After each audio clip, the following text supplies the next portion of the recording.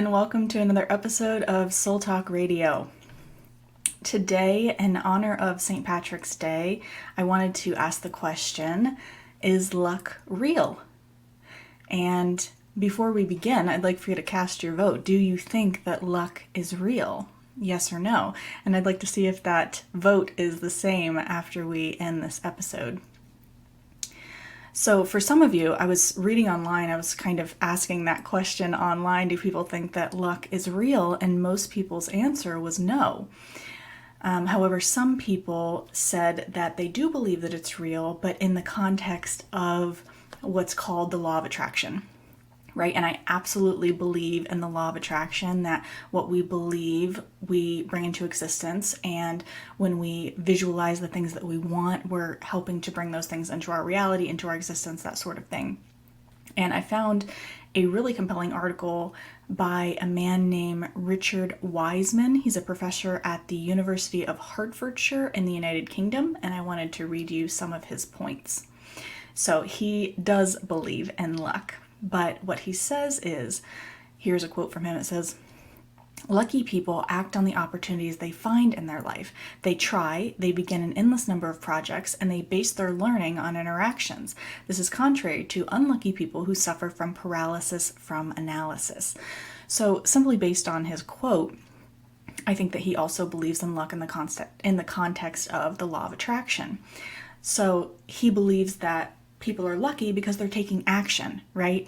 And they're bringing about their own luck in that way. And that people that are quote unquote unlucky are people who are suffering from what he's calling paralysis from analysis, which, hello, I have also suffered from, where you're so caught up in your own mind and the analysis of what could happen, or possibly even anxiety about what could possibly happen, and you take no action at all. So another one of his points is that people who have good luck often listen to their gut. So they listen to their intuition, and I would agree 1000%. He says lucky people act on their intuition in many areas of their life. Almost 90% of lucky people say that they trust their intuition when it comes to personal relationships, and almost 80% assured that it played a vital role in career and their financial decisions as well. And I would 1000% agree. I always try and listen to my intuition. That girl is never wrong. My intuition is never wrong, and yours isn't either. If something is telling you that you should pursue it, something inside of you is telling that you should pursue something, pursue it. If something inside of you is telling you not to pursue something, that maybe it's dangerous or not the right choice for you, listen to that. And I'm constantly listening to the subtleties of my intuition all the time. It could be as simple as, I get hits of intuition all the time. For example, if somebody befriends me on Instagram and I don't initially know them, I kind of ask my intuition in that moment, what do we think here? And if I get a bad feeling about them, I won't accept the friendship. It's as simple as that. If my intuition tells me something is off about that, I don't pursue it. If it's not a hell yes, it's a no. So another thing that he goes into is, he says, he was going into more detail about intuition. He says, research has demonstrated various occasions in which it was perfectly valid, our intuition. In fact, practicing meditation, and when relaxed, repeating a word or phrase in order to clear your mind stimulates your intuition. I would absolutely agree with that. Then he says, people who are inherently lucky expect good luck. Again, this is why I believe that this ties into the law of attraction. When you expect good things to happen to you, good things will begin to flow to you. Also, when you're sitting in gratitude, those feelings of gratitude are going to bring more things into your life for you to be grateful for. And he says, people who expect good luck, simply put, you need to be optimistic. You're more likely to try new things, take advantage of opportunities, and find success if you believe that everything will turn out all right. There's magic in that. And when you believe that things will go well, you will persevere. So his next point goes into, he says, be a dreamer, which again ties into the expecting good luck, right? And it also ties into the law of attraction, where you're visualizing the best possible scenario. So be a dreamer, be a daydreamer. He says, so being a dreamer can help you because of excess confidence. It boosts productivity and it almost distorts your perspective, but in a positive way. It reduces stress and it increases your tolerance to pain. This has also been proven, so I agree with that. And I wanted to share with you guys, I found this really amazing article that talked about all of the symbols of good luck that people throughout the world, throughout different cultures, consider to be good luck. And I found it so cool and interesting. So I wanted to share a bunch of those with you. Let me pull up that article now. Give me just a moment. Okay, so the first one is acorns. Apparently, in Norse folklore, oak trees are known to bring good luck. The Vikings believed that the god of thunder and lightning, Thor, thought of an oak tree as sacred, since trees attract lightning to strike. Also, eggs. It says in many folk traditions, eggs represent fertility and rebirth, new life, and potential. It also says that possibly egg-shaped objects, such as crystals, could be used as good luck, particularly to clean the body or in rituals to enhance fertility. Interesting.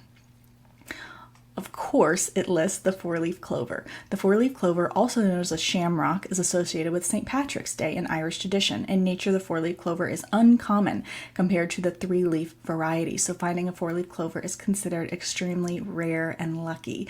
To stop there for a second, I want to tell you a story. I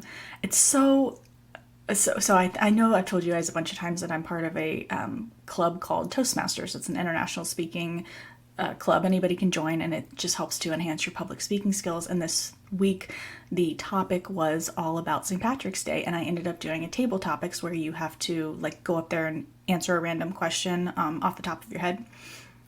And my question was, what would you do if you found a four-leaf clover in your shoe? Which was so random, but a cool question. And I ended up sharing a story with them from my childhood, which I want to share with you guys. I remember I was probably 9 or 10, and I was playing around with my friends. We lived in this apartment complex, and there was a field. There was this lake, and around the lake was this field of clovers. And I remember we were just laughing and being kids and kind of rolling around in the grass. And we stopped at one point because we noticed all of these clovers. And then there's four of us digging through all of these clovers trying to find a four-leaf clover. And it's very true. Most of them are of the three-leaf variety. And I remember finding a four-leaf clover, and I was so excited, and I immediately plucked it like any child would do instead of leaving it there to observe it. And I'm showing all my friends, look what I found. And 2 hours later, the frickin' clover was dead and brown because of all the kids that were touching it. And obviously it had been plucked and it died. But I was so excited, and I felt so, lucky to have found that. And I remember that to this day. And then it reminded me of a story that I just saw online that somebody had posted in honor of St. Patrick's Day. Maybe you guys can look it up, but it talked about this woman whose grandfather had recently passed, and they were cleaning out his house and his wallet, and they found a laminated four-leaf clover in his wallet. And she said that she had given it to him as a child and said, "Grandpa, carry this for good luck." And she never knew that he went and laminated it and put it in his wallet and had it for years. And it makes me want to cry. Such a sweet story, but I wish as a child, when I had found that four-leaf clover and I realized, I wish back then I had realized truly how valuable it was, and I had done something to preserve it. But, again, you're children and you don't think of that sort of stuff, but it still was a really lovely, cool moment to have found that. So back to the list of other things and symbols that other cultures consider to be lucky. So another one is lucky bamboo. I've definitely heard this. I know I've gone to plant shows, and they'll have those little, bamboos, and it'll say lucky bamboo on it. It says, one of these words I'm not going to pronounce right. It says lucky bamboo is a member of the Dracaena, let's hope that's correct, family, and is not actually bamboo. It's a common gift that is representative of good fortune and is fairly easy to grow. The stalks are said to bring good luck in forms of happiness, long life, and wealth. Very cool. Another one is rainbows. I've heard this as well throughout my life, that rainbows are absolutely stunning, and a double rainbow is especially lucky. Rainbows have been mentioned in many ancient cultures and appear in religious texts such as the Old Testament. Interesting. Rainbows often symbolize a spiritual awakening, knowledge, and truth. Very cool. Another one is, some of these are so surprising. Like, I've never heard of some of these things, but it's just so interesting. So alligators, especially, I currently live in Florida, and I've lived in Florida most of my life. So I thought that's so weird that alligators are considered lucky. It says alligators represent conservation of life and wellness of the body. Alligators are thought to bring good luck to gamblers. How random.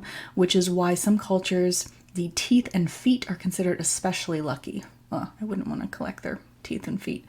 But the next one is bats. I've always loved bats, and I know we've done an episode on synchronicity. I actually went through a box of my old child's toys last night. It was a box of Beanie Babies that have literally been sealed in a box for 20 years, and I went through it last night and I found a bat Beanie Baby that I had collected, and it just such a cutie pie, and I remember loving it even back then.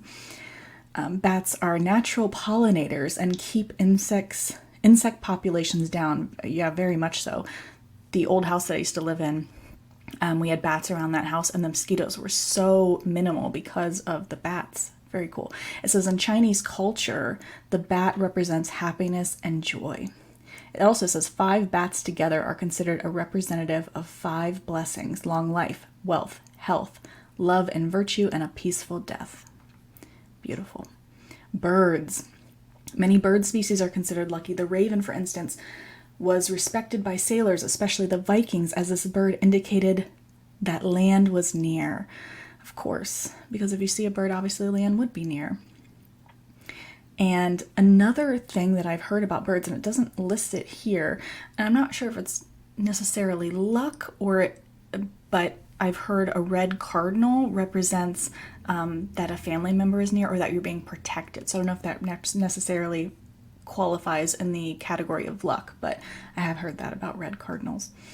So dolphins. It says that dolphins are particularly lucky across many cultures. Ancient sailors at sea believed that dolphins swimming near their ship indicated that land was near. It says similarly, watermen and women see them as a sign of good luck, as they are known to chase sharks away and may help drowning victims. Elephants. I love elephants. They're one of my favorite animals for many, many reasons. But it says elephants are good luck. Elephants are the largest land animal and carry with them deep knowledge, sensitivity, and majesty. In feng shui, elephants are representative of good luck, wisdom, protection, and fertility, depending on the positioning and representation. I was trying to see if it listed it here. Okay, so one thing I've heard about elephants, I have a ton of different elephant statues in my house, little figurines, some made out of wood, some made out of plaster or whatever. And I've heard that if you have elephant statues, to make sure that their nose, what would it be called? Their trunk, I apologize. Their trunk is pointed up. Apparently that's the most lucky statue of them. And if they're near your front door, to make sure that you point their trunks near the door. When I was reading about it, it almost said because it's welcoming to new people in your house, that sort of thing, and that it brings good luck to your home. So the 2 statues that are in my front room near my door, both elephant trunks are pointed near the door. It says frogs. Frogs are symbolic of abundance, wealth, friendship, and fertility. The Romans used frogs as a mascot to bring luck into their home. Very cool. Pigs. Again, some of these are so random, I've never heard of them, but it's so interesting. Pigs. Ancient Celtics believed that pigs represented abundance, and they were associated with, some of these names are hard, Philia and Cardwin, hopefully. If I'm mispronouncing that, I apologize. In the Chinese zodiac, the pig represents honesty, determination, and children born under the zodiac are considered fortunate. Also, tortoises. Tortoises are terrestrial reptiles and are also symbolic in many cultures. They represent creation, steadfast, earth, immortality, and wisdom. Tortoises are common in the art of ancient Egypt, and the Nile turtle was incorporated into pre-dynasty times in an amulet to represent health and prosperity. Cool. That's pretty cool. Tigers. A tiger is considered one of the 4 celestial animals in Chinese philosophy. Tigers are also known for their ability to protect, lead, and are strong animals with great courage. Turtles. feel like it's the same thing as a tortoise, but maybe a little bit different. Turtles. Turtles are aquatic reptiles and are seen as lucky throughout many regions and cultures. In Hawaiian mythology, green turtles, known as hanu, are considered amunkun. I cannot pronounce that. Aumakua. Can't pronounce it. The personal family god or an ancestor that appears to protect the family. Very cool. Crickets. I have heard this. For thousands of years, crickets have been a sign of good luck in the household. Hearing one in your home is a good omen. It's so funny. When I first moved into this house that I'm currently living in, I started hearing a cricket in my closet. And I was like looking around the closet trying to find this freaking cricket because I didn't want it to pass away in my home. You know, like, how did it get in here? I never ended up finding it, but I heard that cricket for like 2 weeks. And it was always right before I would go to bed, I would hear it. And it made me happy. I wish that I would have found it, but it did make me very happy. And I thought it was very cool. And I did know that it was a form of good luck in certain cultures. It also says in many cultures, crickets are highly regarded because of their ability to alert people to danger and impending rain. Dragonflies. Dragonflies represent change as they take to the wind. They also hover over the water and are thought to connect with the waking world and the dream world. If you see a dragonfly in your dream, it is symbolic of renewal, self-realization, change, and transformation. Ladybugs. We've all heard this one. What does it mean when you see a ladybug? Many believe a ladybug, sometimes referred to as a ladybird, I've never heard that, but that's interesting, embodies lady luck or good fortune and prosperity. If you see one in your house, it's a good omen, and they are believed to help farmers in the Middle Ages since they feed on pests like aphids that destroy crops. I have heard that. Rabbits. Ancient Celtics believed that rabbits communicated with the gods since they spent much of their time dwelling underground. This is how rabbit foot charms became a symbol of good luck and good health. Coins. We've all heard this one, including pennies, right? See a penny, pick it up. All day long, you'll have good luck. And many of us have heard of the lucky penny. Some of us, too, have tossed a coin into fountains to grant a wish. I mean, all of us have done that. But it says that some believe that finding a penny on the ground that is face up is good luck. And if it's face down, you should leave it on the ground. It says that a dream catchers are made of a wooden hoop and natural fibers, often beads, feathers, and earth elements. It is thought that dream catchers originated from Ojibwa Chippewa tribe, and they passed down through marriage and trade. The word dreamcatcher means spider, a symbol of protection and comfort. I apologize that I can't pronounce some of these things. Horseshoes. We've all heard that one, horseshoes. That horseshoes are lucky. Blacksmiths were considered lucky because they worked with fire and iron. Iron was considered a magical element because it could withstand the heat of fire. Horseshoes also require 7 nails, which further resonates the lucky number 7. We've all heard that, the lucky number 7. Red lanterns. Red lanterns have been used in Chinese culture for thousands of years. They represent good luck. Red is the most common color of lanterns, as red indicates joy, fortune, and energy. Very cool. An axe. An axe represents creation and destruction, thunder, rain, and life. In Hinduism, a twin-bladed axe, interesting, represents the thunderbolt. Many archaeologists have uncovered these twin-bladed axes, and some of them were likely worn around the neck. Interesting. Circles. Circles are symbolic of good fortune. They represent completeness, wholeness, and union. A circle appears in rings as jewelry or in wreaths on the door. Oh, how cool. I never would have thought of that. In Chinese culture, the circle represents unity. Very cool. The hand. The symbolic meaning of the hand is an expression or blessing. Some cultures believe that the hand was a tool offering strength and protection. It can also be representative of good hospitality. The Hamsa hand. I don't know if you guys have ever seen that. It's like you'll see it a lot on like spiritual people. They'll wear the shirt of a Hamsa. And it says the Himsa hand is one of the most popular signs of good luck in the world. It is thought to protect the user from negative energy and jealousy. It is a palm-shaped amulet found in the Middle East and North Africa, on jewelry and designs. A heart. In many cultures, a heart represents love. Greeks believed that the heart was the center for reason, thought, and emotion. The Romans believed that the Sacred Heart represented God's love. Very cool. Horns. A horned necklace is considered a symbol of good luck. In Italian culture, horns make a lucky charm. Very cool. That they wear around their neck. Keys. Keys have been considered a good luck charm for centuries and are symbolic of unlocking the heart. 3 keys symbolize wealth, health, and love. Dreams of keys may indicate being open to new opportunities and ideas.